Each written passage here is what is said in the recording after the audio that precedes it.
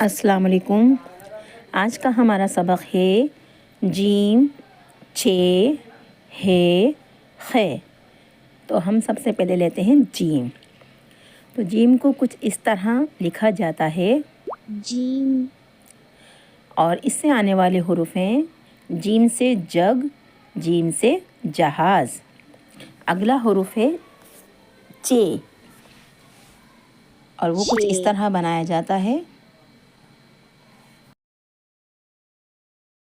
और उससे शुरू होने वाले अल्फाज हैं चे से चमचा, चे से चांद।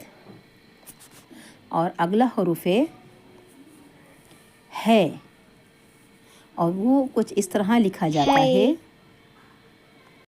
और उससे शुरू होने वाले अल्फाज हैं है से हवेली, है से होज़।